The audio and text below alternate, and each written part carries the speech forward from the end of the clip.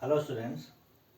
आज हम शुरू करने जा रहे हैं एक नया, इसको एक एपिसोड की तरह लाएंगे हम। अभी हमारे जब छमाही एग्ज़ाम हुए थे तब हमने देखा था कि एक एक नंबर के 16 क्वेश्चंस आपसे पूछे गए थे, टोटल आउट ऑफ 80। तो हम 16 क्वेश्चंस का एक सेट लाएंगे, यानी 16 एक एक नंबर के क्वेश्चंस का एक सेट एक बार में हम डिस्कस करेंगे। और वो 16 क्वेश्चंस मैं अपनी तरफ से जो संभावित प्रश्न हो सकते हैं, बन सकते हैं, एक एक नंबर के क्वेश्चंस बनाऊंगा और उन क्वेश्चंस के आंसर्स को हम डिस्कस करेंगे। आंसर कैसे हो सकते हैं और किस कंसेप्ट के आधार पर और किस आधार पर वो आंसर लिखे जा सकते हैं, बनाए जा सकते हैं। तो एक तरीके से हम एक दिन में, यानी एक वीडियो में जो 16 क्वेश्चंस होंगे, एटलीस्ट हम 16 कंसेप्ट को समझने की कोशिश करेंगे इन क्वेश्चंस के माध्यम से। हमारी कोशिश ये रहेगी कि आपके एनुअल एग्ज़ाम जो 2023 मार्च में होंगे या अप्रैल में होंगे, उसमें बहुत ज़्यादा समय नहीं है। दिसंबर लगभग कंप्लीट होने वाला है, जनवरी फरवरी 2 महीने आपके पास मुश्किल से हैं, लगभग 60 डेज। तो 60 डेज में आपको और सब्जेक्ट भी पढ़ने होते हैं, इकोनॉमिक्स भी पढ़ना है, सभी सब्जेक्ट्स का बराबर महत्व होता है। तो हम बात करेंगे सिर्फ इकोनॉमिक्स की, तो 60 डेज पूरे इकोनॉमिक्स में देना संभव नहीं हो पाएगा आप लोगों के लिए। हम कोशिश ये करेंगे, 16 बाय 16 का मतलब ये है कि हम एक एपिसोड में 16 क्वेश्चन लाएंगे और कोशिश करेंगे 16 एपिसोड्स हम इस पर लाएँ, यानी हमारे लगभग 250-300 क्वेश्चन हो जाएंगे। और 250-300 क्वेश्चंस में से खास बात ये होगी कि जो हम 16 क्वेश्चंस ला रहे हैं, वास्तव में उसमें अगर आप उस वीडियो को पूरा देखेंगे, पूरा समझने की कोशिश करेंगे, हर क्वेश्चन को समझने की कोशिश करेंगे, जो बातचीत उसको होगी उसको समझने की कोशिश करेंगे, तो आप पाएंगे कि हमारे 16 क्वेश्चंस में 16 नहीं बल्कि 16 से ज़्यादा, लगभग 20 के आसपास कंसेप्ट जो है उस पर बातचीत होगी। अभी हम कुछ और वीडियोज भी ला रहे थे, अब कल तक हमने जो बनाए हैं वो भी चलता रहेगा। वो भी वीडियो अलग तरीके से चलते रहेंगे जैसे चलते आ रहे हैं, लेकिन हम एग्ज़ाम की तैयारी के हिसाब से भी चलते हैं। हमारी जो शिक्षा प्रणाली है वो इसी तरह की है कि आप साल भर कुछ मत पढ़ो, एग्ज़ाम में लिख लो अच्छा, तो आपके अच्छे नंबर आ जाते हैं, आपका साल बच जाता है। और आप बहुत कुछ जानते हैं, एग्ज़ाम में नहीं लिख पाते हो, तो फिर आपका साल बर्बाद होने के चांसेस होते हैं। इसलिए हम जो है परीक्षा को ध्यान में रखते हुए भी तैयारी शुरू करेंगे। और परीक्षा के अलावा जानकारी के लिए या फिर कंसेप्ट क्लियर करने के लिए जो हमारे वीडियो चल रहे हैं वो चलते रहेंगे। हम कोशिश करेंगे, रोज़ 16 क्वेश्चन तो नहीं हो पाएंगे, लेकिन 2 दिन में, 3 दिन में या 4 दिन में आपको टाइम मिलेगा, 4 दिन का लगभग। और इस तरीके से हम कोशिश ये करेंगे कि पूरे 2 महीने में हम 16 से लेके लगभग 20 के आसपास एपिसोड कवर कर लें। 250-300 कंसेप्ट हमारे कवर हो जाएंगे इसमें।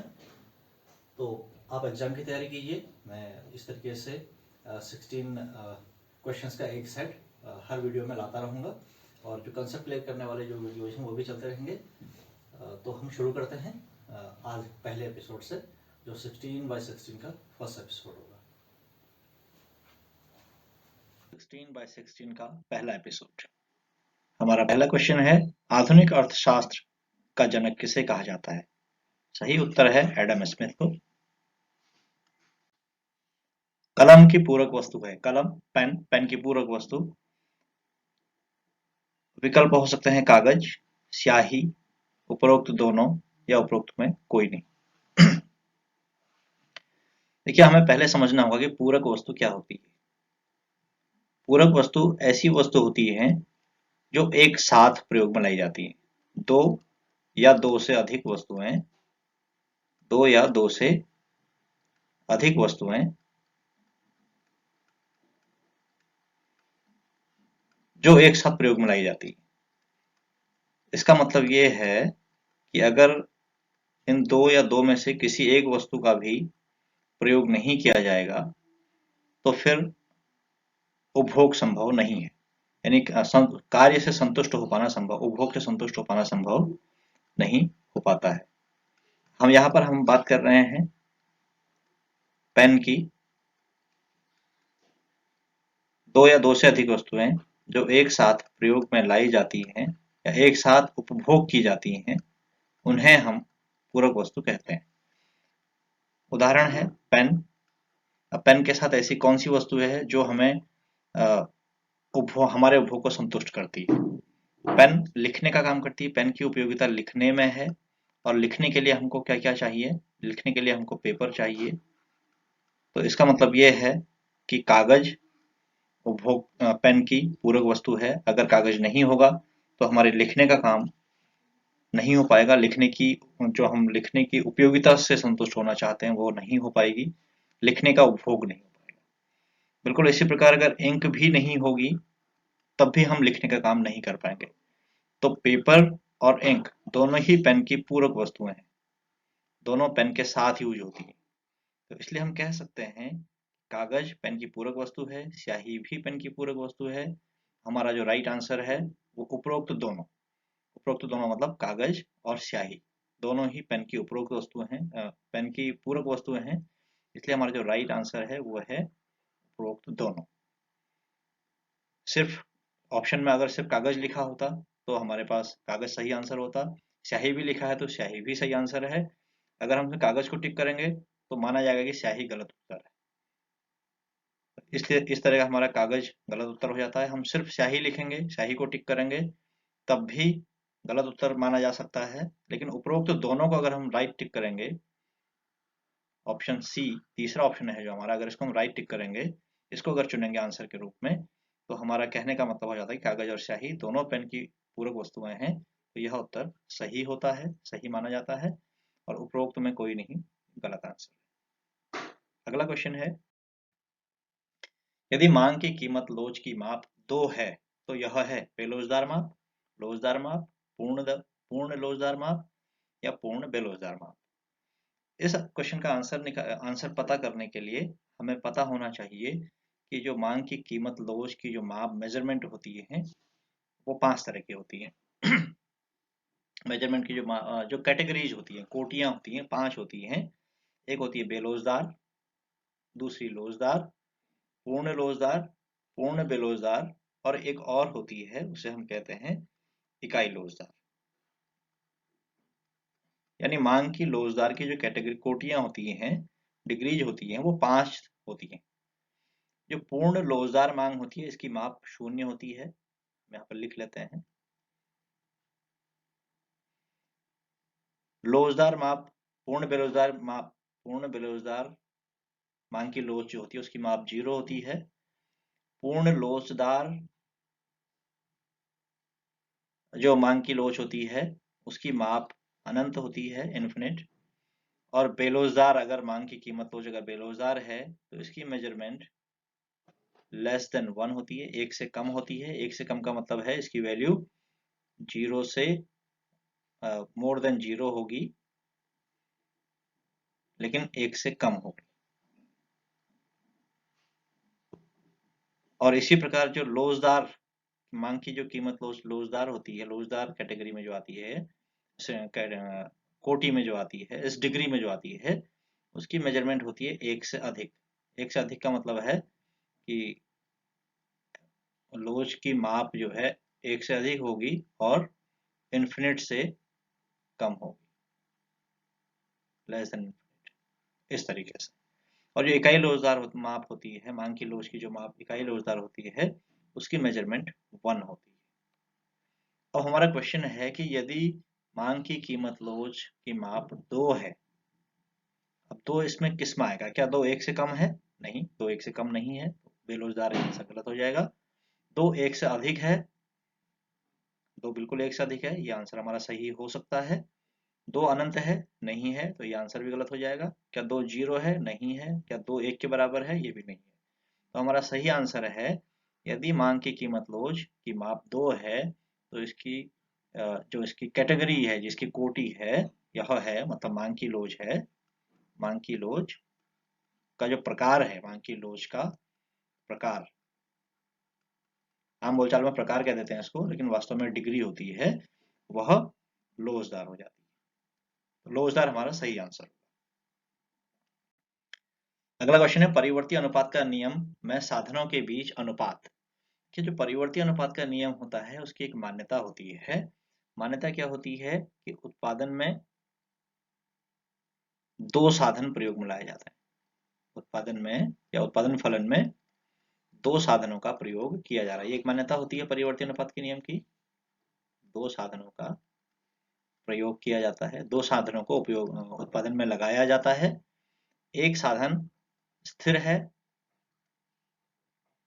और जो दूसरा है वह परिवर्तनशील होता है। परिवर्तनशील मतलब इसमें बदलाव होगा, दूसरे में परिवर्तन होता है। अब मान लेते हैं हम स्थिर साधन की मात्रा शुरू में 2 है। अब जैसे जैसे उत्पादन की मात्रा बढ़ाई जाएगी स्थिर साधन 2 ही रहेगा, और परिवर्ती साधन पहले 1 था, परिवर्तनशील साधन पहले 1 था, बाद में 2 हो गया, फिर 3 हो गया, ऐसे हम परिवर्तनशील साधन की मात्रा को बढ़ा रहे हैं। तो इनके बीच में अनुपात है, जो हम इसका अनुपात भी लिख लेंगे यहाँ पर। देखिए अनुपात क्या है। सबसे पहले जब स्थिर साधन 2 था और परिवर्तनशील साधन 1 था, तब अनुपात था 2:1। फिर बाद में स्थिर साधन 2 ही रहा क्योंकि स्थिर है, परिवर्तनशील साधन 2 हो गए तो अनुपात 2:2 हो गया। इसी प्रकार तीसरी स्थिति में अनुपात 2:3 हो गया। तो जो परिवर्ती अनुपात का नियम है, जो इसमें हम देख रहे हैं कि जो साधनों के बीच जो अनुपात है वो पहले 2:1 है, फिर 2:2 है, फिर 2:3 है, इस तरीके से बदल रहा है। अब देखिए हमारे पास ऑप्शंस क्या है। परिवर्ती अनुपात का नियम में साधनों के बीच अनुपात बदलता है, बिल्कुल हमने यहाँ पे देखा है, बदलता है। स्थिर रहता है, नहीं स्थिर नहीं रहता है। स्थिर तब हम कहेंगे जब एक ही अनुपात बना रहेगा, जैसे यहाँ 2:1 है, 2:1 2:1 2:1 ही रहता तो हम कहते हैं स्थिर अनुपात है। तो ये हमारा गलत आंसर है। कभी बदलता है, कभी स्थिर रहता है। इसका मतलब ये है कि बदलता भी है और स्थिर भी रहता है, ये ऐसा नहीं होता है। और उपरोक्त में से कोई नहीं, ये भी गलत आंसर है। तो सही उत्तर है परिवर्ती अनुपात का नियम में साधनों के बीच अनुपात बदलता है। अगला क्वेश्चन है स्थिर लागत किसे कहते हैं। अब स्थिर लागत किसे कहते हैं। हम लोग जानते हैं कि लागत क्या होती है। लागत किसे कहते हैं। लागत होती है साधनों पर किया गया व्यय। साधनों पर किया गया व्यय लागत कहलाता है। अब अगर साधन परिवर्ती हैं, साधन अगर परिवर्तनशील हैं, तो हम परिवर्तनशील साधनों पर किया गया व्यय, परिवर्तनशील साधनों पर किया गया व्यय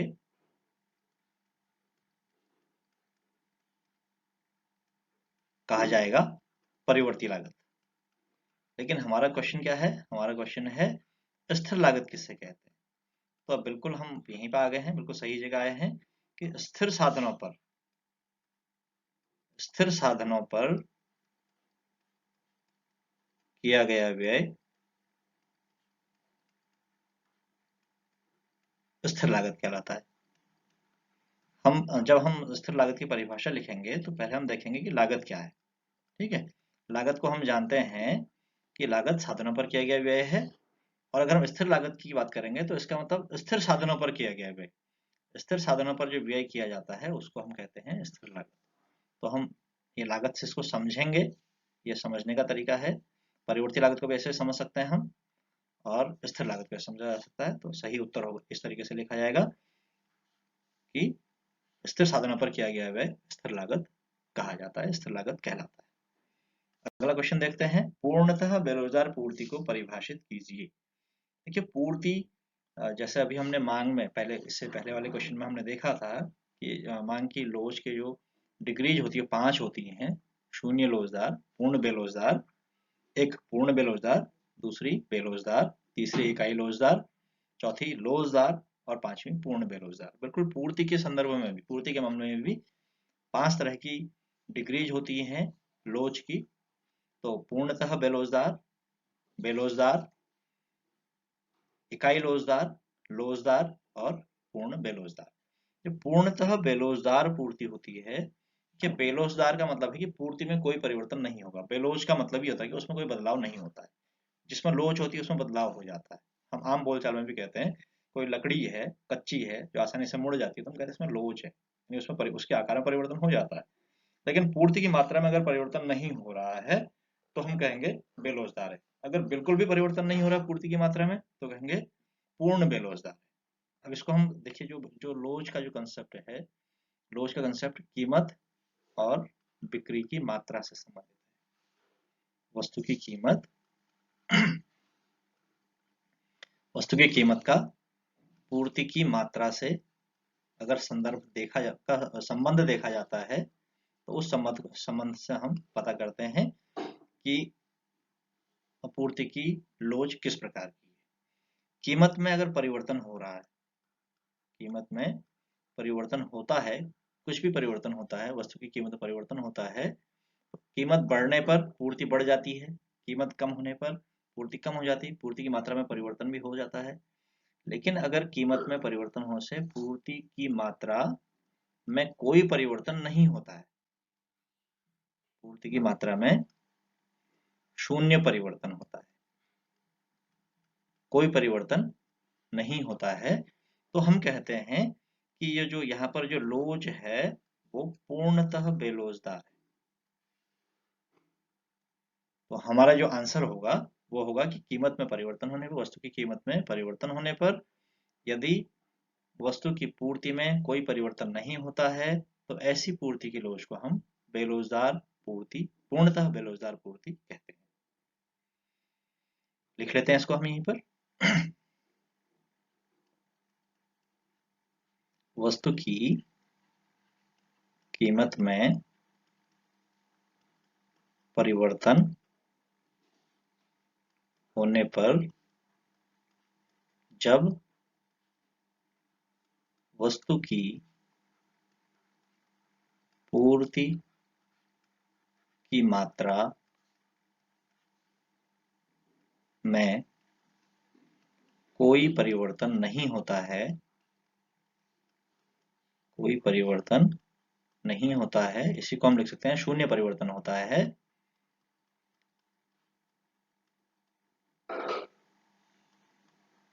ऐसी पूर्ति की लोच को पूर्णतः बेरोजगार पूर्ति कहते हैं। इस तरीके से इस क्वेश्चन का आंसर लिखा जाता है। किस बाजार में एक फर्म कीमत स्वीकारक होती है? देखिए बाजार, हम जानते हैं कि बाजार क्या होता है।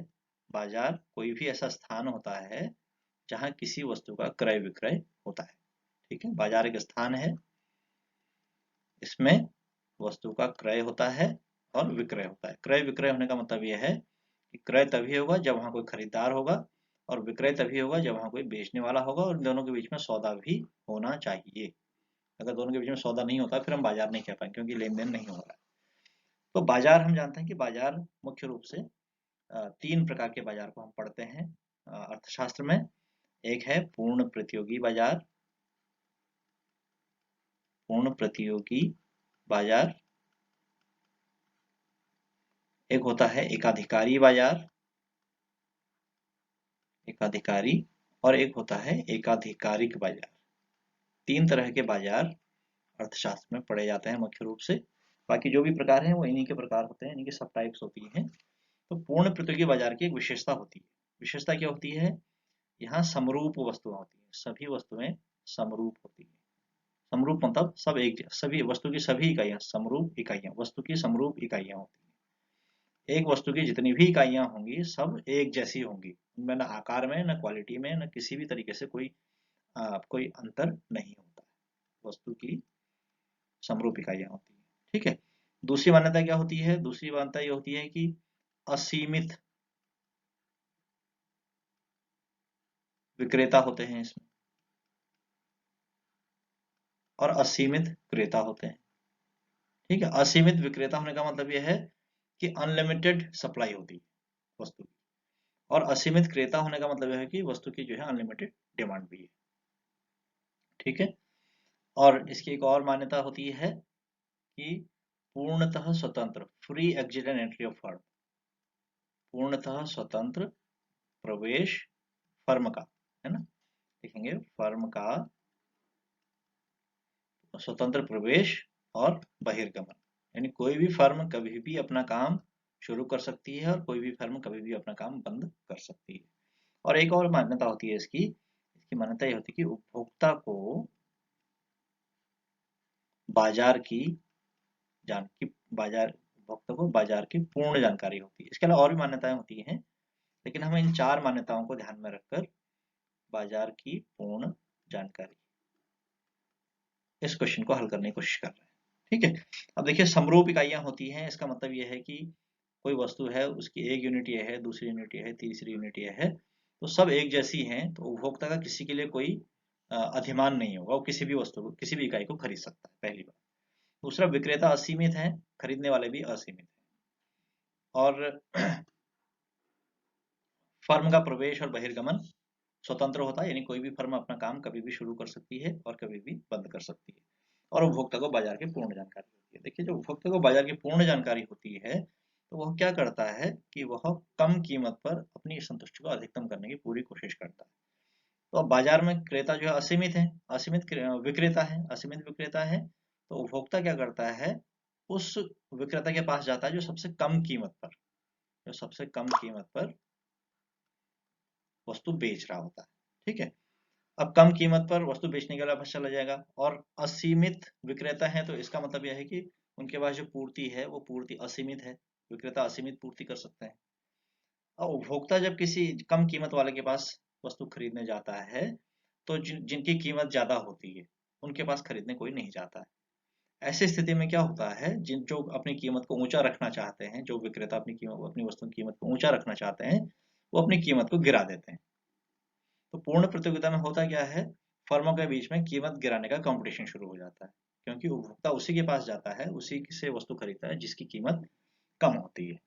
ठीक है, और इसका दूसरा ये भी है कि अगर कोई उपभोक्ता मान लीजिए ज्यादा कीमत ले, कोई विक्रेता ज्यादा कीमत ले रहा है उपभोक्ता से और उपभोक्ता उसको ज्यादा कीमत दे रहा है, तो बाजार में वो उपभोक्ता लाभ कमा रहा होता है, और उस उपभोक्ता के सॉरी उपभोक्ता नहीं, विक्रेता लाभ कमा रहा होता है, और उस विक्रेता के लाभ को देखते हुए दूसरे विक्रेता भी बाजार में प्रवेश कर जाते हैं, क्योंकि स्वतंत्र प्रवेश फर्मों का है ना, दूसरे प्रवेश कर जाते हैं और वो वस्तु बेचने लगते हैं, और लाभ कमाने के उद्देश्य से पहले से कम कीमत पर वस्तु बेचने लग जाते हैं उस विक्रेता से जो ज्यादा कीमत पर बेच रहा है।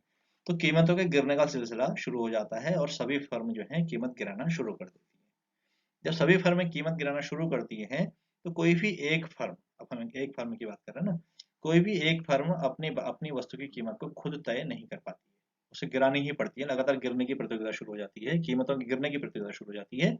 कोई भी एक फर्म अपनी कीमत को ऊंचा रखना भी चाहे तो वो नहीं रख पाती है, क्योंकि उसको बाजार में टिके रहना होता है, और उपभोक्ता उसी से वस्तु खरीदता है, उसी विक्रेता से वस्तु खरीदता है जो कम कीमत पर वस्तु बेच रहा होता है। तो एक तरीके से पूरे बाजार में जो फर्म होती है, कोई भी फर्म अपनी कीमत, पूर्ण प्रतियोगिता बाजार में कोई भी फर्म जो है अपनी वस्तु की कीमत खुद तय नहीं कर पाती है, और अपनी वस्तु की कीमत उसे वही लेनी पड़ती है जो पूरे बाजार में सभी विक्रेता और अन्य सभी विक्रेता और उपभोक्ता मिलकर तय करते हैं।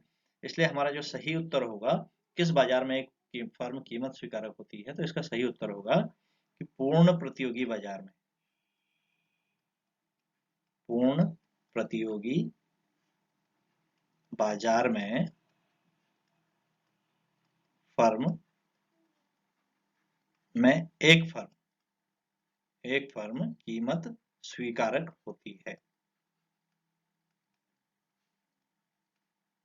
ये हमारा आंसर हो जाएगा। ठीक है, अगले क्वेश्चन पे जाते हैं।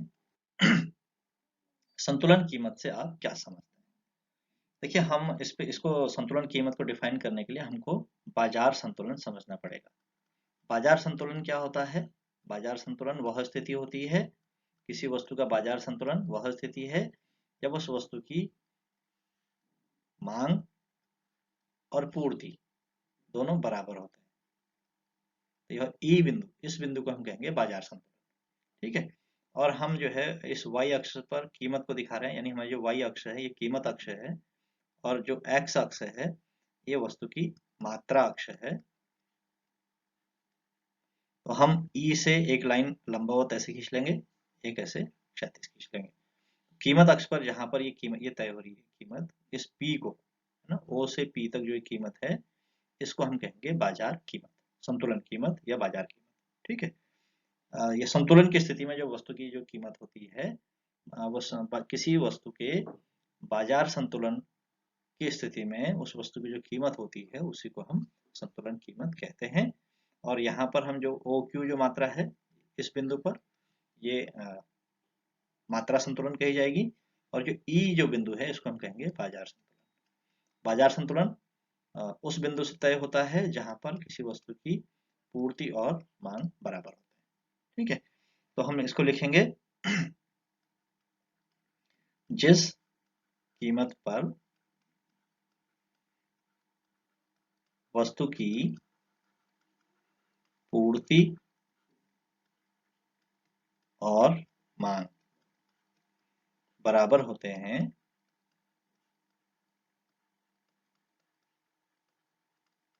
उसे संतुलन कीमत कहते हैं।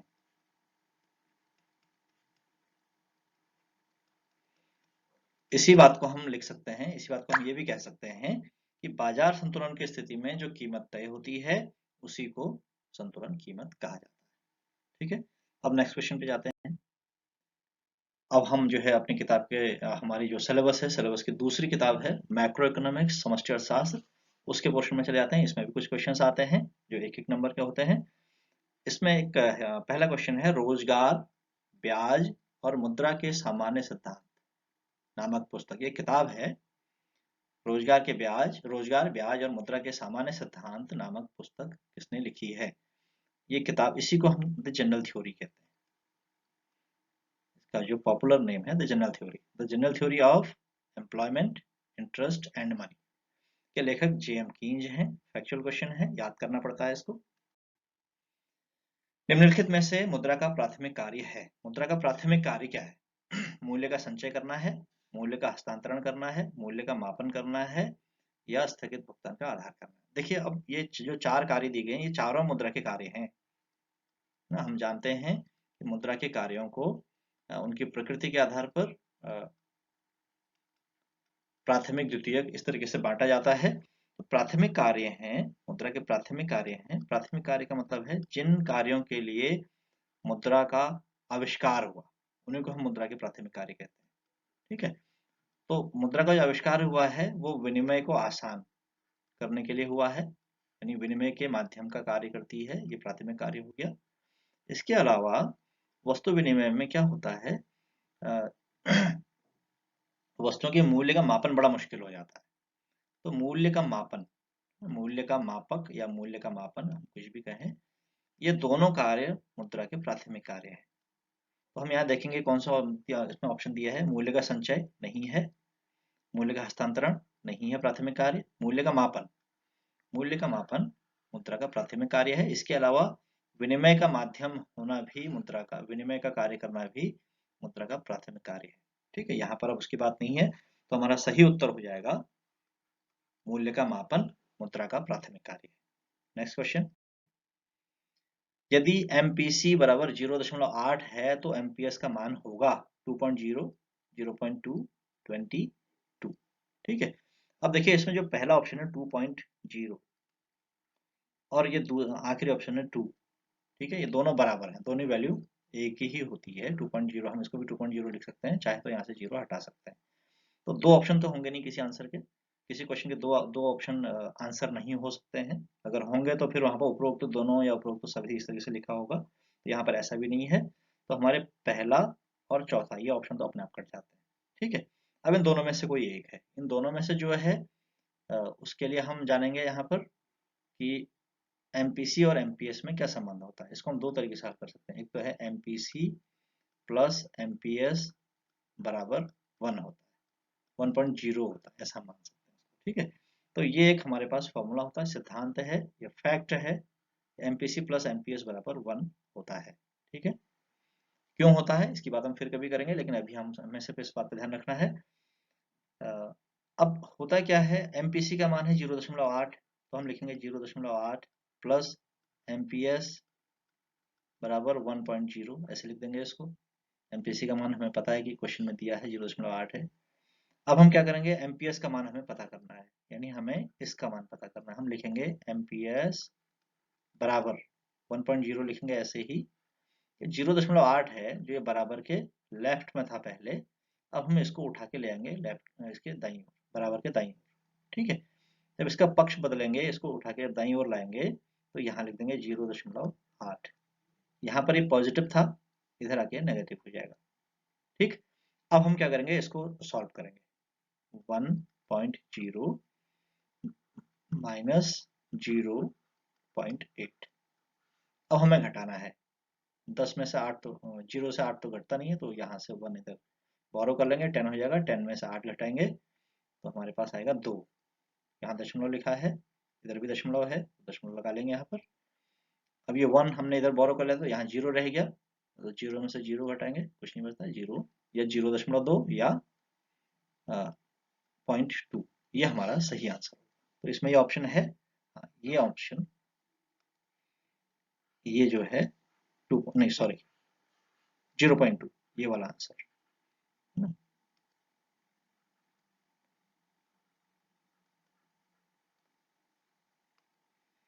ये 0.2 है, तो 0.2 एमपीएस का मान हो जाएगा 0.2, लिखेंगे 0.2, तो ये हमारा राइट आंसर है। अब देखिए इसको सॉल्व करने का एक तरीका और है, एमपीसी हो या एमपीएस, ठीक है, इन दोनों का मान कभी भी 0 से कम नहीं होगा, कभी भी 0 से कम नहीं होगा, ठीक है, 0 से कम अगर है तो गलत हो जाएगा, ठीक, और 1 से अधिक भी नहीं होगा। यानी कहने का मतलब यह है कि एमपीसी और एमपीएस का मान हमेशा 0 और एमपीसी हमेशा 0 से अधिक होगा और 1 से कम होगा। मैक्सिमम 1 हो सकता है, मिनिमम 0 हो सकता है। एमपीसी और एमपीएस का मान या तो 0 होगा या 0 से अधिक होगा, और अधिक भी कितना होगा, या तो 1 होगा या फिर 1 से कम होगा, यानी 1 से अधिक इसका मान नहीं हो सकता। तो हमने यहाँ पर जो ऑप्शन था 2.0 1 से अधिक है तो ये ऐसे ही गलत हो गया, 20 भी 2 से अधिक है तो ये भी गलत हो गया, 2 भी 1 से अधिक है तो ये भी गलत हो गया, है ना। अगर किसी के आगे माइनस, जैसे यहाँ पर लिखा है 0.2, अगर एक ऑप्शन होता -0.2 तो फिर ये ऑप्शन गलत हो जाता, क्योंकि -0.2 0 से छोटी वैल्यू, ठीक है, नेगेटिव वैल्यू है ना, जो भी नेगेटिव वैल्यू होती है वो 0 से छोटी होती है, तो हमारा तब भी राइट आंसर होता है 0.2, ठीक है। ओके, तब आगे बढ़ते हैं। एक बंद अर्थव्यवस्था में कौन सा क्षेत्रक नहीं पाया जाता है। देखिए बंद अर्थव्यवस्था और खुली अर्थव्यवस्था के अंतर को हमें समझना है। खुली अर्थव्यवस्था ऐसी अर्थव्यवस्था होती है जिसका दूसरी अर्थव्यवस्थाओं से आर्थिक संबंध होता है। दूसरी अर्थव्यवस्था का मतलब होता है हमारा विदेश से संबंध होता है। अब हम पूछ रहे हैं, क्वेश्चन में पूछा गया है कि बंद अर्थव्यवस्था में कौन सा क्षेत्रक नहीं पाया जाता है। देखो परिवार सभी अर्थव्यवस्था का अनिवार्य अंग है, फर्म भी सभी अर्थव्यवस्था का अनिवार्य अंग है, सरकार, यहाँ पर सरकार लिखेंगे इसको, सरकार भी अर्थव्यवस्था का अनिवार्य अंग है, और आज के समय में प्रत्येक अर्थव्यवस्था का अनिवार्य अंग विदेशी क्षेत्र भी है। लेकिन आज की अर्थव्यवस्थाएं, सभी अर्थव्यवस्थाएं खुली अर्थव्यवस्थाएं होती हैं, हम बात कर रहे हैं बंद अर्थव्यवस्था की, तो बंद अर्थव्यवस्था में विदेशी क्षेत्र नहीं होता है, बंद अर्थव्यवस्था में परिवार क्षेत्र होता है, फर्म भी होता है और सरकार भी होती है, और विदेशी क्षेत्र नहीं होता है। तो हमारा जो राइट आंसर होगा वो यही होगा कि एक बंद अर्थव्यवस्था में विदेशी क्षेत्र नहीं पाया जाता है, यानी यही हमारा क्या हो जाएगा, राइट आंसर हो जाएगा, विदेशी क्षेत्र राइट आंसर हो जाएगा।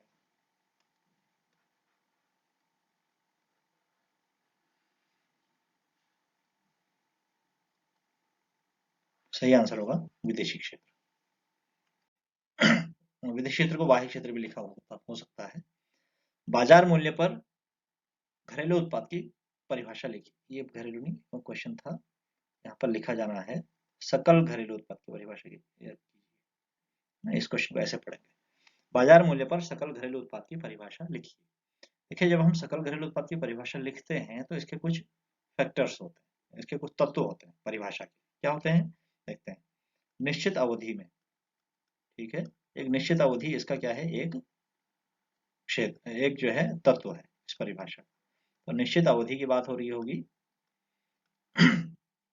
निश्चित अवधि में देश के घरेलू परिक्षेत्र, ये दूसरा तत्व है इसका, कि हम घरेलू उत्पाद की बात कर रहे हैं तो घरेलू परिक्षेत्र कहेंगे, ठीक है।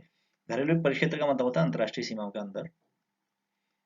निश्चित अवधि में घरेलू परिक्षेत्र में किसके, एक देश के, है ना, जिस देश के हम जीडीपी की बात कर रहे हैं उसके, तो घरेलू परिक्षेत्र, निश्चित अवधि, अंतिम वस्तुओं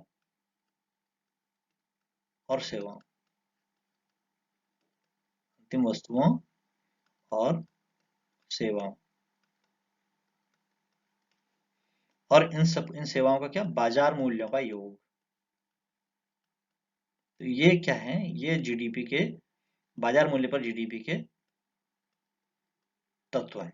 यानी हम जब भी जीडीपी की परिभाषा करेंगे तो ये चार शब्द आने बहुत जरूरी हैं। कौन कौन से चार शब्द, एक है निश्चित अवधि में, घरेलू परिक्षेत्र में अंतिम वस्तुओं और सेवाओं और बाजार मूल्यों का योग। तो इस परिभाषा को जब हम इसका आंसर लिखेंगे, इसका आंसर ऐसे लिखा जाएगा किसी देश के घरेलू परिक्षेत्र में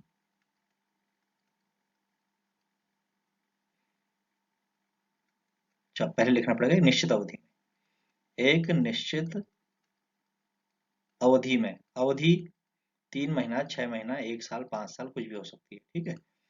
एक निश्चित अवधि में किसी देश के घरेलू परिक्षेत्र में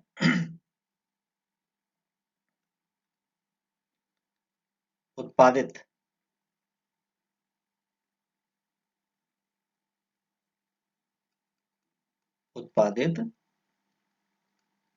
सभी वस्तुओं और ये सभी अंतिम उत्पादित होगा, ठीक है। सभी परिक्षेत्र में उत्पादित सभी अंतिम वस्तुओं और सेवाओं,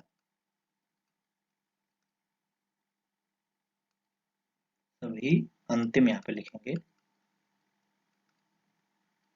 वस्तुओं और सेवाओं के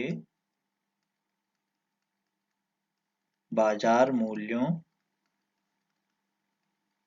के योग को बाजार मूल्य पर जीडीपी एट मार्केट प्राइस कहते हैं। बाजार मूल्य पर सकल घरेलू उत्पाद कहते हैं। तो ये परिभाषा हो जाएगी। इसमें आप ध्यान रखेंगे कि इन 4 तत्वों की बात होनी बहुत जरूरी है। निश्चित अवधि, घरेलू परिक्षेत्र, अंतिम वस्तु और सेवाएं और इनका बाजार मूल्य का योग। अगला क्वेश्चन देखते हैं। समग्र मांग क्या है? देखिए, माइक्रो इकोनॉमिक्स, व्यष्टि अर्थशास्त्र में आपने मांग क्या है, मांग पढ़ा है। समष्टि अर्थशास्त्र में समग्र मांग का मतलब होता है अर्थव्यवस्था में उत्पादित सभी वस्तुओं और सेवाओं की मांग, सभी वस्तुओं और सेवाओं की मांग, सभी वस्तुओं और सेवाओं की मांग को ही हम समग्र मांग कहते हैं। ये इसका आंसर हो जाएगा। जो जो हम पढ़ते हैं मांग क्या है, मांग किसी एक वस्तु से संबंधित है। मांग का संबंध एक वस्तु से होता है, लेकिन एक वस्तु या सेवा से होता है।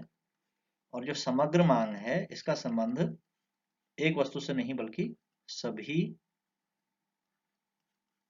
वस्तु या सेवाओं से होता है। तो इस अंतर को समझेंगे। कई बार बच्चे कंफ्यूजन में लिख देते हैं ऐसा, समग्र मांग की परिभाषा मांग की तरह लिख देते हैं, वो नहीं करना है। मांग का मतलब एक वस्तु की मांग से संबंध है, लेकिन यहाँ प्रश्न में पूछा गया है जो मांग है हम उसकी बात करते हैं, एक वस्तु की मांग की बात करते हैं। यहाँ समग्र मांग पूछा गया है, तो हमारा राइट आंसर होगा ये, सभी वस्तुओं और सेवाओं की मांग को समग्र मांग कहते हैं। अगला क्वेश्चन, राजस्व घाटा किसे कहते हैं? ये राजस्व घाटा क्या होता है? हम लोग जानते हैं बजट में एक बजट का महत्वपूर्ण भाग होता है राजस्व बजट, ठीक है। और बजट होता क्या है? बजट आय और व्यय का विवरण होता है। तो राजस्व बजट क्या हो जाएगा? राजस्व बजट राजस्व आय और राजस्व व्यय का विवरण हो जाएगा, ठीक है। अब इसमें क्या होता है, जब घाटा कब होता है? घाटा तब होता है जब व्यय अधिक होता है और व्यय ज्यादा हो जाएगा, व्यय अधिक होगा और आय कम होगी, है ना। तो इसको हम कहेंगे घाटा। अब राजस्व के खाते में, राजस्व बजट में अगर घाटा, राजस्व व्यय अगर ज्यादा है और राजस्व आय कम है, तो हम उसे राजस्व घाटा कहते हैं। तो राजस्व घाटा क्या होता है? जब, इसका आंसर लिखेंगे,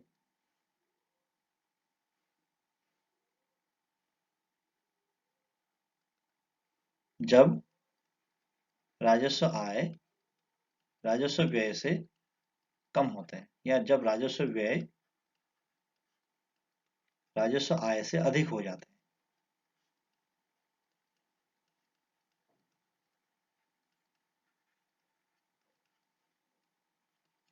अधिक होते हैं ऐसी स्थिति को राजस्व घाटा कहते हैं। ऐसी स्थिति को राजस्व घाटा कहते हैं। राजस्व घाटा कहते हैं। फिर अगला क्वेश्चन देखते हैं, समायोजन की मद किसे कहते हैं। देखिए, जो ये कंसेप्ट है, ये वैसे किसी फर्म से भी जुड़ा होता है। हम समष्टि अर्थशास्त्र में इसको पढ़ रहे हैं, तो यहाँ किसी फर्म से संबंधित नहीं होगा, बल्कि हम कहेंगे जो भुगतान संतुलन है, ये इससे संबंधित है, विदेशी व्यापार से संबंधित है। भुगतान संतुलन से संबंधित शब्द है संतुलन की मद। देखो, भुगतान संतुलन में कभी कभी क्या होता है कि असंतुलन की स्थिति हो जाती है। असंतुलन की स्थिति का मतलब ये होता है कि अगर भुगतान ज्यादा करना है और जो विदेशी मुद्रा की प्राप्ति है वो कम हो रही है, तो फिर करना क्या होता है, अर्थव्यवस्था को अपने भुगतानों को पूरा करने के लिए कुछ उपाय करने पड़ते हैं, है ना। आरबीआई को कुछ उपाय करने पड़ते हैं। तो असंतुलित भुगतान संतुलन की स्थिति में आरबीआई जो उपाय करती है, जो तरीके अपनाती है, और उसको जो खर्च करना पड़ता है, या जो ऋण लेने पड़ते हैं, जो ऋण लेने की बात नहीं करेंगे, जो खर्च करने पड़ते हैं उस उपाय को अपनाने में, उनको हम समायोजन की मद कहते हैं। ठीक है, तो इसको हम लिखेंगे, किसी देश के केंद्रीय बैंक द्वारा, किसी देश के केंद्रीय बैंक द्वारा भुगतान संतुलन लेखा, भुगतान संतुलन लेखा के असंतुलन को समाप्त करने के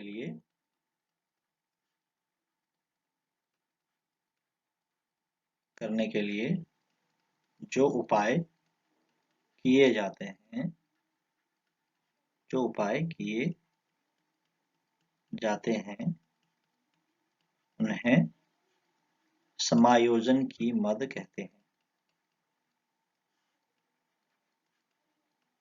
समायोजन की मद कहते हैं।